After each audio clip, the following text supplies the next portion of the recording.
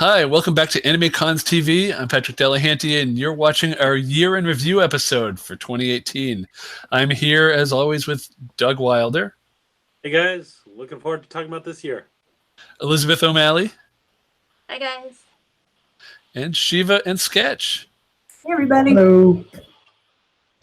And so we're going to, a couple weeks ago, we did our predictions. So now we're just going to look back on the year and talk about some of our favorite and least favorite moments of the year. We'll start it off with cosplay. And I'll go first because my only new costume wasn't even a costume. It was a mouse droid. It's the little thing from Star Wars that gets chased by Chewbacca. Beep, beep, beep, beep.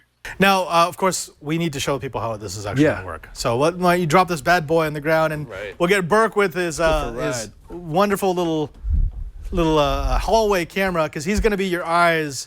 Why don't you go and take it a ride around the Twitch studio? Now, I'm going to handle the sound effects while I drive.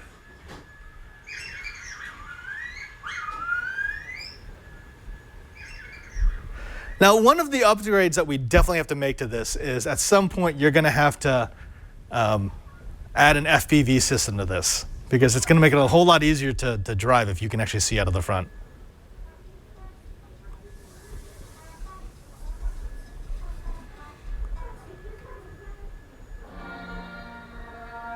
And now we've got a copyright strike. Oh, mouse droid down! So I made that for an episode of Know How on twit.tv and brought it to KrakenCon and drove it around. It was a lot of fun. So that's my only. Although my son did wear 2 costumes for Halloween, so that was pretty cute.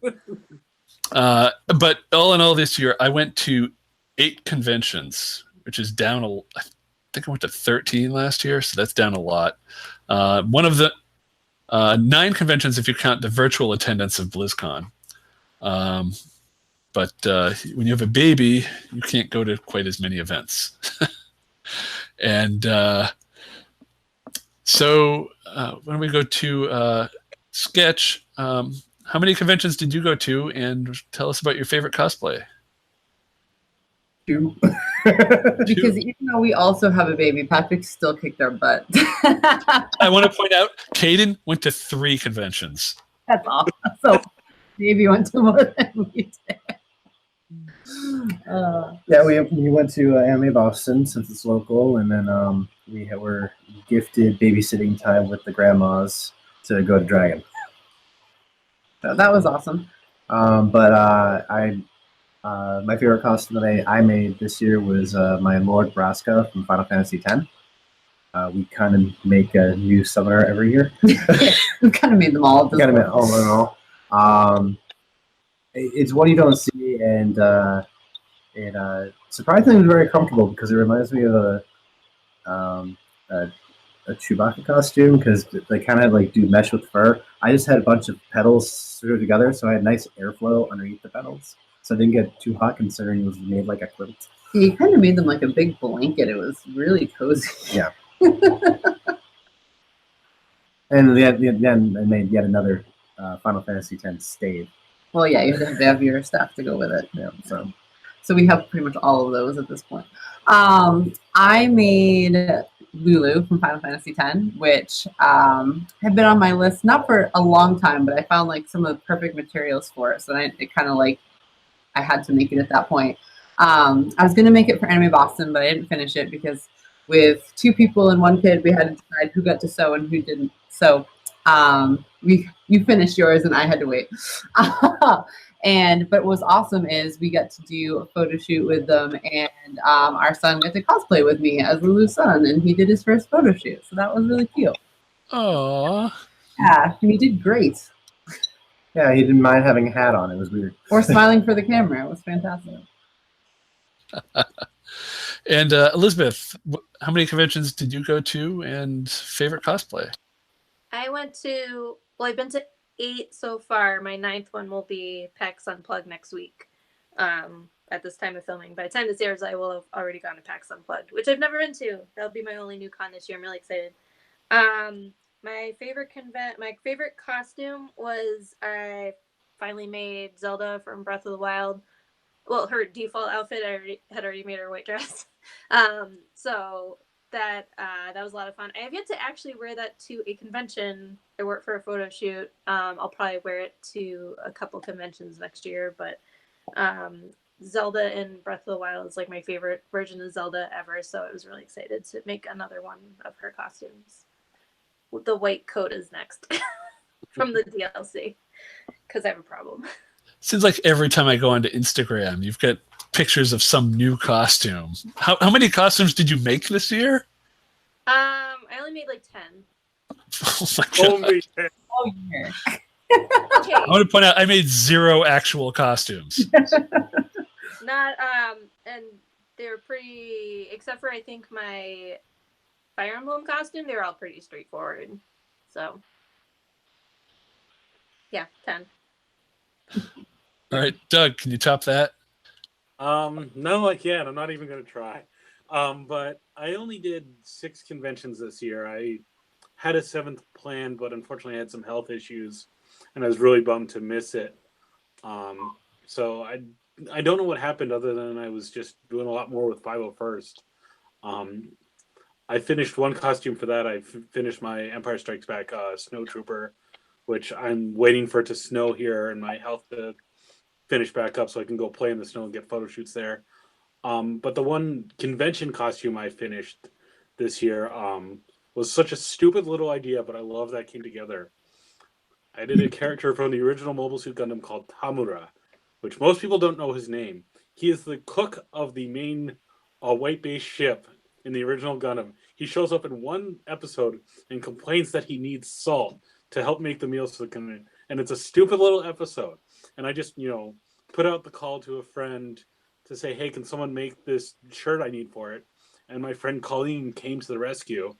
And I walked around this Otakon with it, and I had an empty salt shaker. And I was amazed how many people got the reference. It's such an obscure thing, but people did double takes and loved it. I couldn't believe how much fun I had in that costume. And how many people, like, not even friends that I know of Gundam, were loving it and knew the reference. I was really amazed.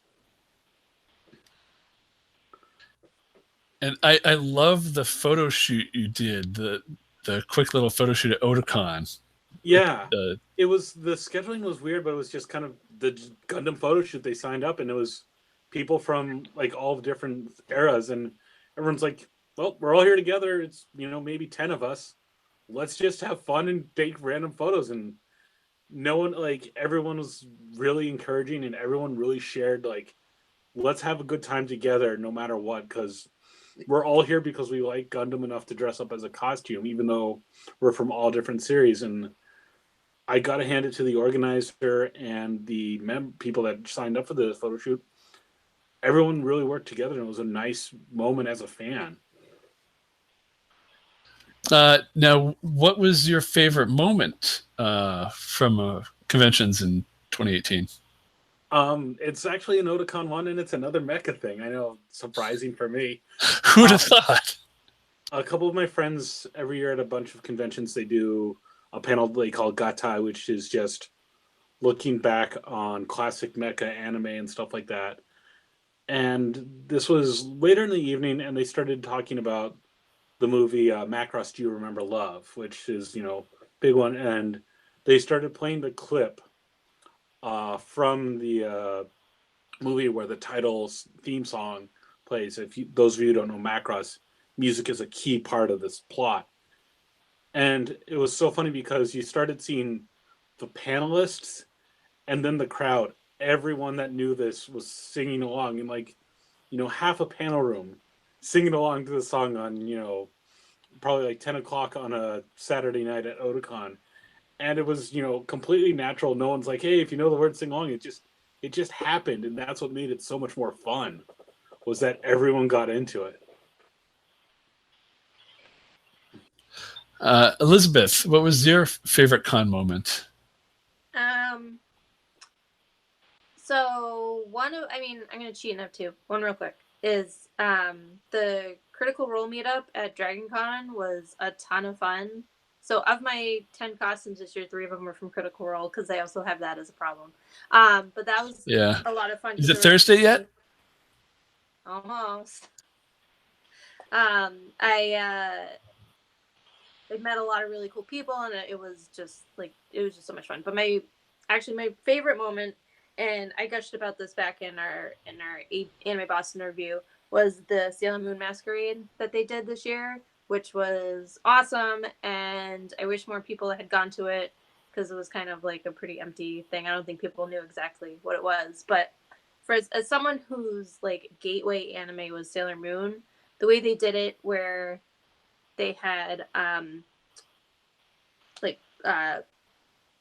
testimonials from the entrance about why Sailor Moon was important to them, and all that was really, really cool to hear, and hear different takes on why Sailor Moon was important to each of the entrants. And all the costumes were gorgeous and amazing, and it was definitely one of the best costume contests and events I've ever seen at a convention. It was really nice.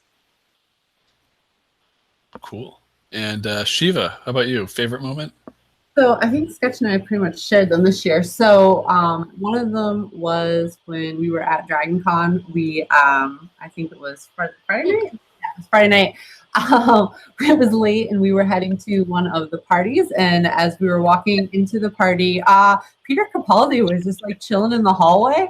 And so we got to meet him, and that was awesome. And you were drunk.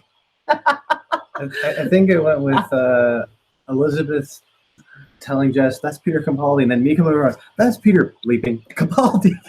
Yeah, we just had this conversation. Let's go meet him. He was really nice. And from all reports I've heard of other people who got to interact with him that whole weekend, he was incredibly nice. But he was just hanging out, meeting people, taking selfies, didn't seem to care. Yeah, a friend who's a friend person on staff, his handler actually lost him shortly after that. Yeah, he was just having a good time. I'm just gonna go have fun. So that was really interesting. I always think it's fun to meet people when you don't expect to. It's one thing to get in line for an autograph or a photo, and that's cool. But just to actually meet them casually, and they don't have to talk to you if they don't want to, it's pretty awesome. So that was fun. And then the other one was Anime Boston. We got to bring our son for the first time to a convention. He was 6 months old, and it was just really cool to share that with all of our friends. And at the end of the weekend, nobody had entered the costume contest in the child's category, and so they just had this trophy they were going to throw out, and they're like, "Oh well, Sketch and Shiva's kid had a costume on, so he has he's 6 months old and he has a cosplay."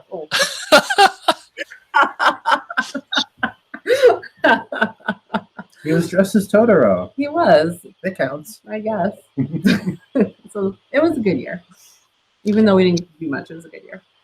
Man, I saw those Capaldi photos all come in from you guys all at the same time, and I don't know if I've ever had a more serious case of con envy.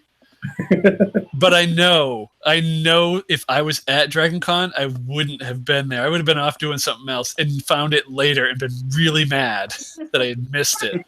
Printing down Atlanta, down Peachtree Avenue, and he would have been gone. And I would have spent the entire night trying to find him, going everywhere. Is he here? Is he here? Where is he? But my favorite con moment, actually, it's vicariously through Svet. She has always been a huge fan of the Alien franchise.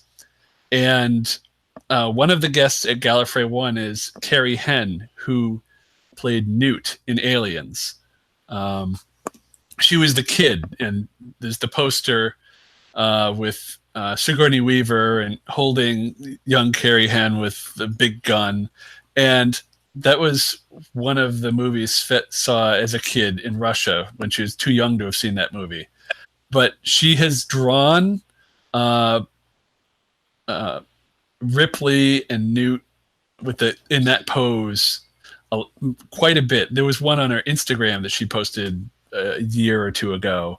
And so she did a photo shoot with Carrie, and then went later on. She wanted the autograph, but she was talking with Shannon Morse and I and Tom Merritt, and she's just kind of there. And it's oh, Svet, she's at the table. Do you want to get together? Well, I don't know. And so Shannon and I dragged Svet over to the table and got her to talk. She was just so shy, and but once she started talking to Carrie, she realized Carrie is actually a school teacher now, and she teaches middle school. And in her classroom, she has Svet's books.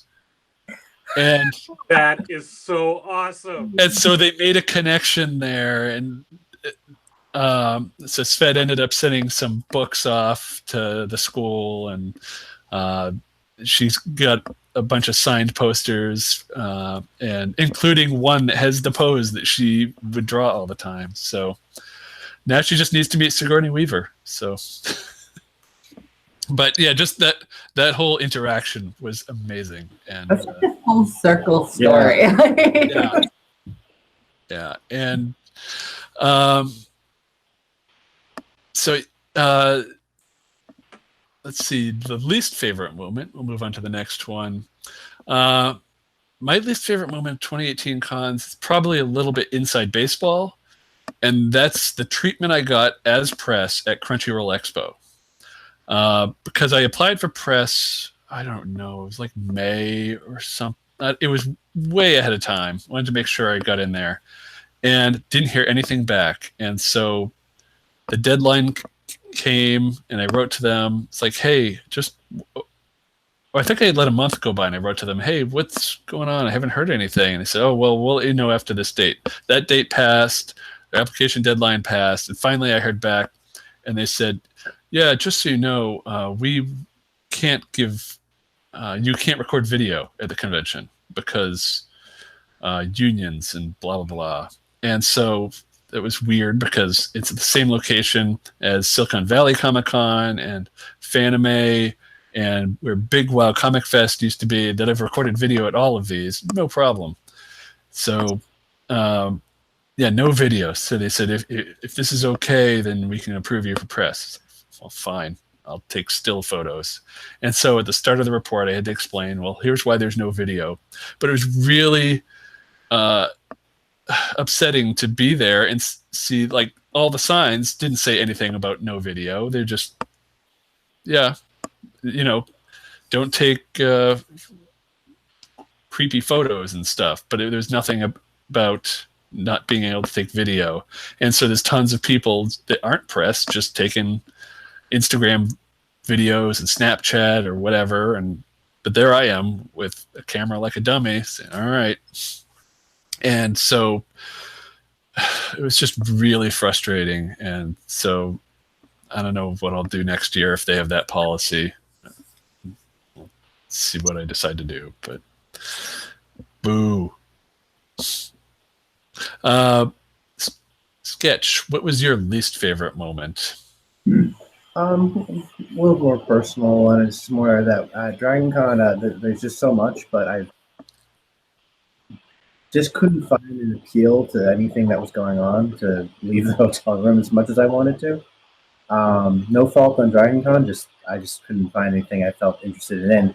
And we also were having trouble getting into a few lines, so it was just more just like, I kind of wish I did a little bit more this year, but it was just nice still to go and be involved with it again. So.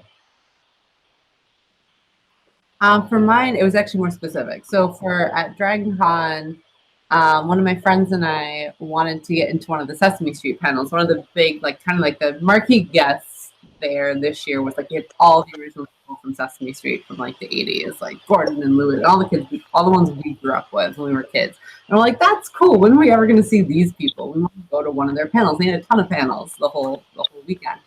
And so I think it was Sunday, and we went to go ask like over an hour ahead of time. We went to go ask like when they lined up and where, and the guy's like, "Oh, the line's already outside." He gave us like directions to it, and it was a ridiculously far away direction. And this was the staffer, like it wasn't like some random person we asked. And they said, "But it's already full. Like they've already clicked the line through, and like it's full. Don't even bother." And we're like, "Well, I mean, that stinks, but, it's not like it was a lifelong dream or anything. It just would have been cool. We're not going to go, cause us think about it."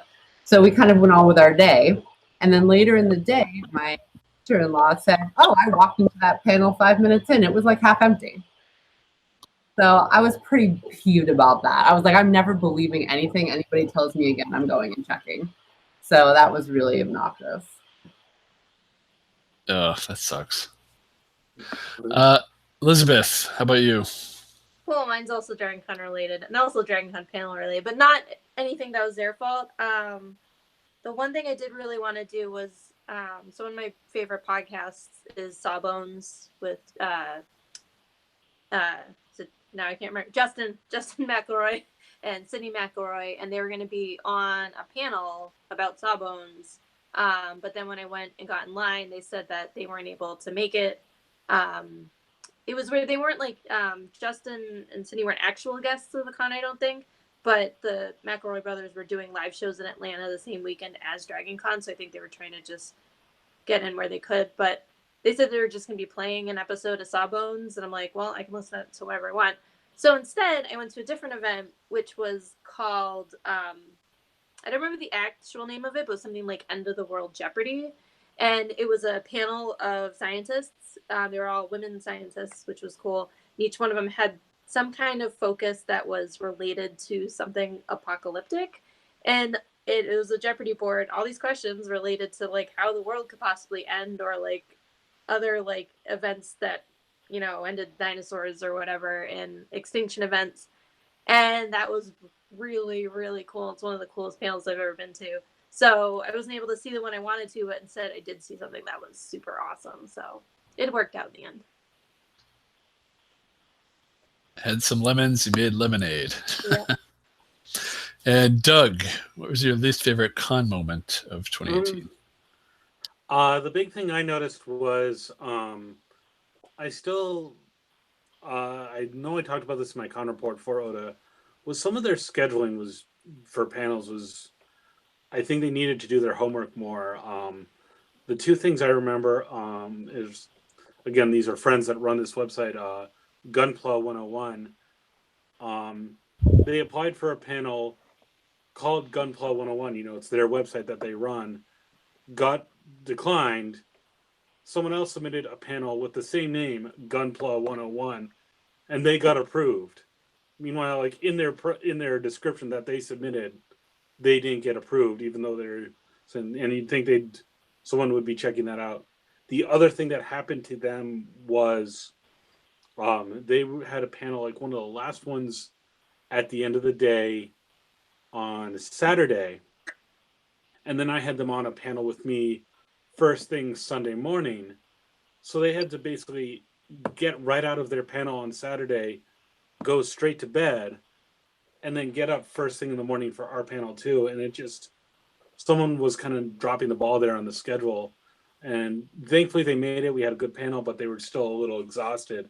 And it was very frustrating to see that someone wasn't double checking it. And I think, you know, maybe they're only paying attention to panel organizers, but this is where, as someone who's writing the schedule and approving panels, you got to really look at things a little more carefully. And it was a little frustrating, and I felt really bad for them. And I'm, of course, grateful that they joined me, but the fact that they couldn't get that together was both disappointing and surprising, because generally speaking, Otakon in the past has been really good with things like that. All right, and it's our annual tradition to give out the Better Luck Next Year awards, and we each pick a recipient that didn't really pull it off, but we hope that they can do it in the future, or at least improve. And who wants to go first with their award? I'll go first, because I was just at this con last weekend. So mine is another anime convention in New Hampshire. So they ran into an issue where I think earlier this year or late last year, they found out that their venue was not going to be available as they had thought. They were at the biggest venue in New Hampshire and had to find one that was, they ended up getting something that was much smaller. I mean, like, it's hard, especially in the fall, because there's like weddings everywhere, and you know, they're a 2,000 person convention, so they had to find something that was at least big enough, but there's nothing out there. So they had it last weekend. They're usually in October, but they had it in the middle of November this year. It's worked out better for me, honestly. But so they had to raise their ticket prices quite a bit because the venue they chose was also expensive, and it was much smaller. I mean, I still had a fun time. They had some really great events that I did like a lot. They had to put the vendors outside, and it snowed Thursday and the Friday night, which wasn't great. Once you got, I mean, the tent, it was like like 15 yards from the building, so that's like not 10, 15 yards from the building, so that's not that far. And once you got in, it was nice. It wasn't bad in there. So hopefully they can go back to their original venue, or maybe they can find something that's slightly bigger that they're able to have the same size they did before and not have to put vendors out in the tent in the fall. And even if they were going to go back to October, it can still snow in October and be cold in New England. So I just really hope that they're able to turn it around for next year, get their numbers back up, and be able to have a nice fall New England convention again. Yeah. Anyone want to go next? I'll go next. So my better luck next year, I actually have an award for it. It is a nice box of Pocky, but because it's better luck next year, it's empty. So this is one I was not at, but when I heard this story, it just infuriated me, which was Anime Expo brought Go Nagai, who's a manga artist who's had a decades-long career, done a lot for the industry, done a lot to kind of change the medium and stuff like that. And he has barely done any conventions in the United States. It was a big deal that he was coming. But to get his autograph, I actually had a friend who I had to get these facts straight. At first, you had to go to the Pony Canyon, which is one of the animation industry booths. On the first day, you had to spend $100 to get a lottery chance to possibly get an autograph on the first day. So $100 at the booth to get the chance to win it. And the second day, they finally just said, okay, it's just going to be lottery, because obviously people aren't dropping $100 just for the chance. It was stupid. But even then, if you got the item, if you got a chance to get an autograph from Go Nagai, it was, you would only sign a specific thing promoting the new show Cutie Honey Universe. Meanwhile, this year, Devilman Crybaby, a new adaptation of one of his classic manga was a huge hit on Netflix. The nice manga edition of the original Devilman manga had just come out in English for the first time. And this guy's had a massive pile of work and adaptations. And so imagine if you were someone who said, I'm going to go to Anime Expo because they announced him super late because I want to get Go Nagai's autograph. That's all you did. You flew out there and you had to spend $100 for one autograph on one item that wasn't even the thing you wanted. And imagine if you spent that $100 and didn't win. I would be livid. And I was honestly seriously considering going back to Anime Expo, even though I'm not a big fan of that convention, for this opportunity. And I'm glad I couldn't afford to, but I couldn't believe this. I mean, a lot of people say, oh, it's, the Japanese lottery model and stuff, but I think that's a very narrow view thing. It's like, this is a different country. We have different ways of doing things. You should be paying attention to that. And I want to see Go Nagai come to more conventions, and if they can guarantee a better setup than that, I'd probably pay that money to go get his autograph, because he has a huge career and he is a huge part of the anime and manga industry. Rant over. I wonder if it was Anime Expo that was responsible. Did they bring him in, or was it a company that brought him in? I believe it was Pony Canyon that brought him in to promote that specific property, which is probably why they was only signing that property stuff. But still, that's very misguided. And it's going to make a lot of people not like that property because it's associated with. Everybody, I personally have not watched Cutie Honey Universe yet, a lot of people weren't fans of it. They were much more fans of other things, and it's only kind of like it's another adaptation of one of his classic shows that's not a very good adaptation. Whereas, like I said, Devilman Crybaby that premiered on Netflix like pretty much the first week of this year, people loved. So it's a shame that that was the way it was. Well, my better luck next year also goes to Anime Expo, but also to New York Comic Con, because they tried to do Anime Fest at NYCC X Anime Expo. I think that's the full. It's a really long, stupid name. Basically, they were doing an Anime Con at or during New York Comic Con, kind of like the old New York Anime Festival, except it was in a different location. And I hadn't gone to this, but from what I hear, people who were asking how to get there were given incorrect directions. People had trouble finding it, and it was also not very close to the New York Comic Con venue at all. And so from photos, you can clearly see the crowds are very low in this massive space. And especially on Friday, I hear they got better on Saturday, but we're still low. And I just feel really bad for anybody who bought vendor space or artist space at this event, anticipating crowds of New York Comic Con, and instead you get crowds that are just not anywhere near what you expected. And so, and the whole thing, it strikes me, and it seems to strike a lot of people, as just a attempt to go after Anime NYC, which was started by a former New York Comic Con staffer. And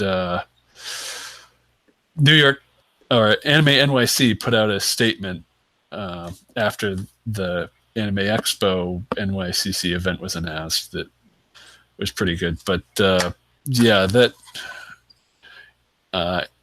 Anime Fest at NYCC X or times Anime Expo, yeah, apparently not worth going to.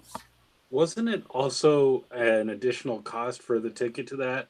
Like you couldn't use your New York Comic Con badge to get it. You had to get an additional badge. Yeah, you couldn't use your New York Comic Con badge to get in there, but I'm not entirely clear on it, but I think you could use, if you got a badge for that event, you could get into New York Comic Con, which makes me think a lot of people got the badge for that event because New York Comic Con badge is sold out. And so they just got the badge for that and didn't go there. They went to New York Comic Con. But I'm not too clear on how those badges worked, but they didn't sell a lot of them, or at least people didn't show up with them. And Shiva, Sketch, you get an award? So, yeah. So our award, we didn't go to KatsuCon this year. Our kid was still too young at the time, and I feel like we perpetually give them better luck next year with their terrible registration system. But the reason I wanted to highlight them this year is because they have decided to put a new policy in place for next year, and I'm interested to see how they do with it, which is to require anyone who's going to be in their in the actual hotel space to have either a badge or a hotel room key, which I think for them is significantly overdue. I think a lot of people are freaking out about it, but that DragonCon's done that for years because they would get a lot of gawkers off the street, and a ton of people ghost Katsu. They don't care about the con; they just go to take pictures, which I don't blame people for it. It's known to be like a cosplay photo shoot convention more than its actual convention programming. We probably spend more time doing that than the convention, although we buy badges to the convention. So I think it's a good and smart move for them to cut down on the crowding, cut down on people who shouldn't be there. And honestly, this day and age, it's a security issue to have people just wandering off the street that have no business to be there. So I'm hoping that this is a good thing. However, going hand in hand to that, I also hope that means they fix their damn registration process, although I have very little hope for that. But I am hoping that maybe the policy will actually improve the experience overall. So we'll see how it goes. And you're going back to the con this year? Yes. Yes. All right. Well, you have to let us know. Let's get back together. Mine's more of a cutesy better luck next time is to Anime Boston's entrance line, the Dalton Street. I hope you guys get used more often than you did last year, because whenever I went, it was a straight shot in, and it was probably unlike going through the artist alley entrance, you know, it was just so easy. Like, people should use it. Decongest the other lines. But, Yeah, that Dalton Street entrance, when it's open, is the best kept secret at Anime Boston. That's what I'm telling people. It kind of just makes it funny because it's So maybe easier we'll than the artist alley one. just tell people where this, besides just Dalton Street, how to get there so they know. But see, No. this is we're only telling our loyal subscribers here, the people that All watch our 1,000 video. of them. This is where we plug up. This is where we Hollywood. that we don't have. But at the same time, I also feel like it's weather contingent. Like if it's raining, it's a really bad way to get in. Yeah, there's no overhang or anything. But No. if it's not, there's nothing wrong with it.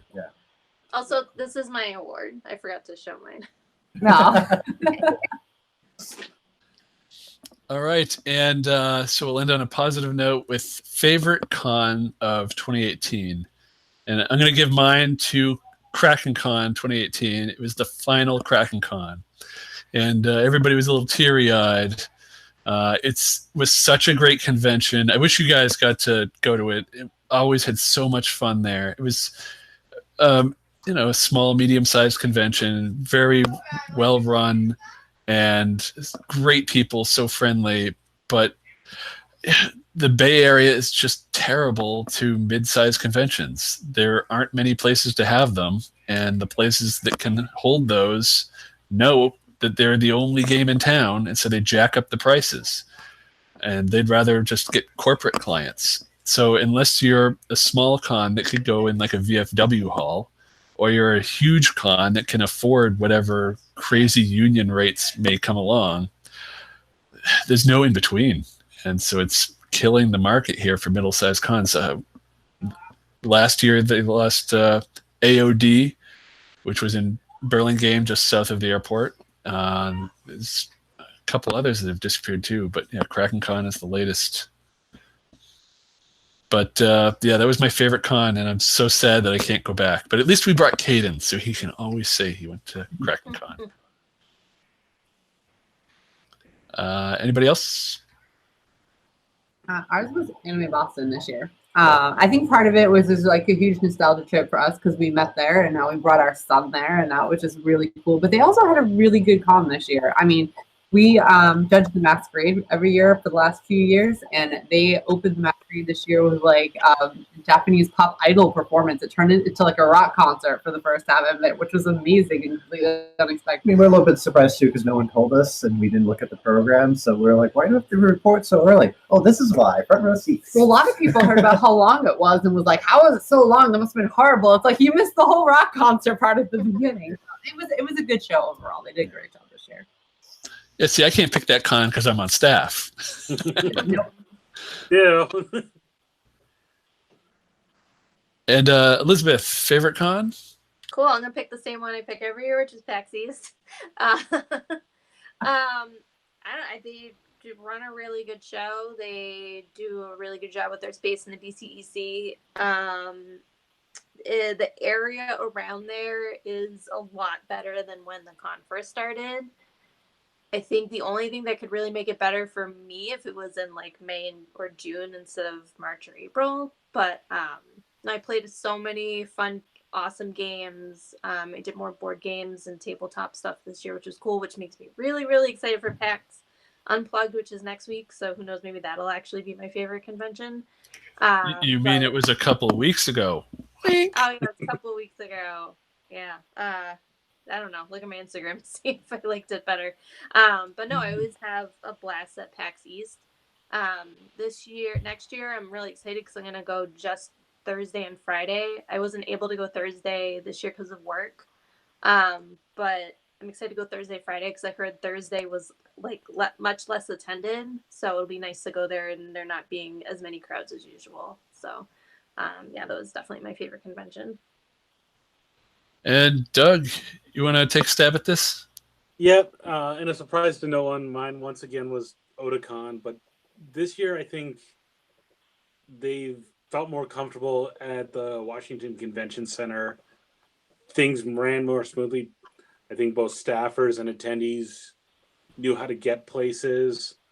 I just felt a really good sense of the community. Like I told some of those stories, like the photo shoot I did, some of the panels I went to.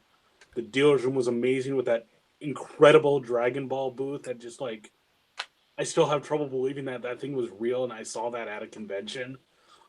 It was a really good time. And I also like that because people didn't use the hotel rooms, hate groups also didn't get to go and protest in that area. That was cool too. But it was just like, there were so many people in that community that was saying, hey, if you're uncomfortable, let's, we'll walk back to our hotel room together. And just everybody I talked to, it was what conventions really mean to me, which is fans having a good time and sharing a good time with each other. And that was really good. And so it's going to still be my favorite this year. And while I say it like almost every year, there's a reason. It does have a good thing. And I know it's not perfect, but I think all the pros outweigh the cons, no pun intended. I am so excited to go back to Otakon next year because it's not the same. It's been the same weekend as Boston Comic Con, Fan Expo Boston, whatever it is now. So I've decided to go with the cheaper hometown con instead of Otakon, but I've already told Doug like I'm in for next year, so I'm really excited. It's usually the same weekend as FluteCon, so. I don't get to go to FluteCon, so oh well. It's 3,000 miles away from me, so. That wraps up for 2018, I guess. And so that's also the end of our 10th season. This is official. We've done 10 years. A decade. You guys have put up with me for that long? Actually, you've only been around for 9.5, so. But yeah, so January 31st is our actual anniversary because we used to do monthly and it came out on the last day. But yeah, but we're going to take a couple of weeks off because I didn't look at the calendar. And so now we've got 2 weeks with no episodes because this is the 48th episode of the year. We're done. Fini. So yeah, and also it's Christmas Eve and New Year's Eve and nobody watches episodes those days anyway. So we'll be back in January with our 11th season, and who knows what we'll be doing, but we'll be doing stuff. I got to figure out what cons I'm going to in 2019. Fortunately, there's fancons.com, and you can go and add conventions to your convention log and rate the conventions. So get your ratings in there. Any last comments, anyone? Thanks to all our viewers for this year. I mean, I had a lot of fun recording segments. Thanks for watching 10 years. Thanks for watching. Yeah. That's crazy. That's absolutely insane. All right. And as always, leave comments down below if you're watching us on YouTube, and subscribe to us. Don't miss any more episodes. And we'll see you next year. Bye. Bye. Bye.